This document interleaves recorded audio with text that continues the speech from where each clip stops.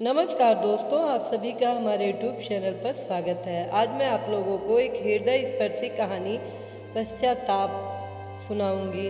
तो कहानी इस प्रकार से है। वंशिका की शादी को साल भर से ज़्यादा हो गया था, पर उसकी अपनी सास से एक दिन भी पटरी नहीं बैठ पाई थी। कहाँ वह आधुनिक विचारधारा वाली और कहाँ उसकी सास पुरातन पंथी। वंशिका के पति पंकज उसे अपनी माँ की इज्जत करने को कहते, पर वह उन्हें बेइज्जत करने का कोई मौका हाथ से जाने नहीं देती थी। वंशिका के व्यवहार से पंकज भी तंग आ गए थे, पर वह खुद अपनी माँ की बहुत इज्जत करते थे और हर तरह से उनका ख्याल रखने की कोशिश करते थे। पंकज का टूरिंग जॉब था। वह जब भी घर से बाहर जाते तो अपनी माँ के लिए परेशान ही रहते। अभी भी वह एक हफ्ते के लिए दिल्ली गए हुए थे। पंकज की गैर मौजूदगी में एक दिन रात को वंशिका की सास की नींद खटपट की आवाज़ से खुल गई। उन्होंने उठकर इधर उधर देखा, पर उन्हें कुछ दिखाई नहीं दिया। पर जब वह वंशिका के कमरे की तरफ बढ़ी तो उन्हें स्पष्ट ही आवाज़ सुनाई दी। उन्होंने कमरे में झांक कर देखा तो उनके होश पाख्ता हो गए।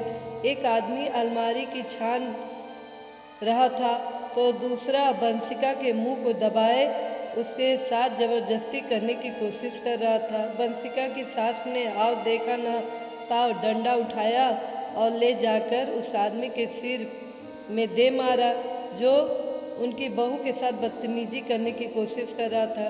डंडा लगते ही वह आदमी अचेत होकर गिर पड़ा, पर तभी दूसरे आदमी ने पिस्तौल निकालकर उन पर गोली चला दी।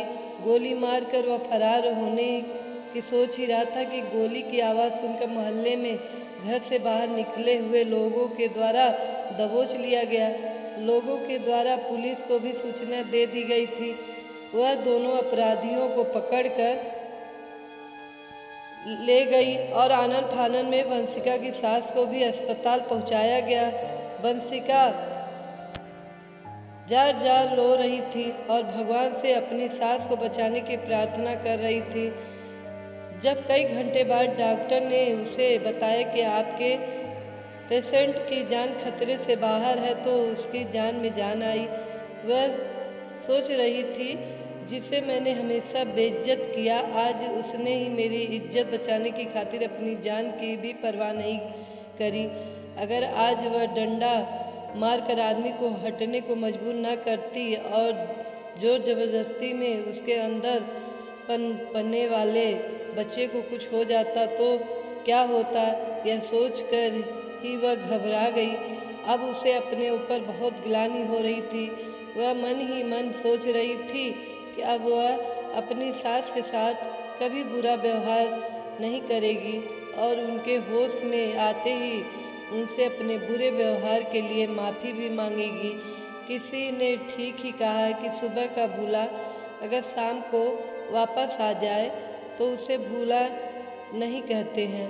और यह कहावत वंशिका पर पूरी तरह से चरितार्थ हो रही थी। वंशिका ने फ़ोन करके पंकज को भी सारी बातें बता दी थी। वह अपनी माँ की हालत जानकर परेशान हो गए और वापस आने के लिए कहने लगे। वंशिका बोली, अब आपको मम्मी की फिक्र करने की कोई ज़रूरत नहीं है, मैं हूँ ना। पंकज वंशिका के बदले हुए व्यवहार को देखकर दंग था, पर अब उसने भी उसके व्यवहार में आए परिवर्तन को जानकर राहत की सांस ली। मित्रों, आप सबको कहानी कैसी लगी? अगर कहानी पसंद आई हो तो लाइक कीजिएगा, कमेंट कीजिएगा, ज़्यादा से ज़्यादा शेयर कीजिएगा और हमारे चैनल को सब्सक्राइब कीजिएगा। साथ में बेल आइकन बटन को प्रेस कीजिएगा ताकि हमारे नए वीडियो का नोटिफिकेशन आपको मिलता रहे। धन्यवाद।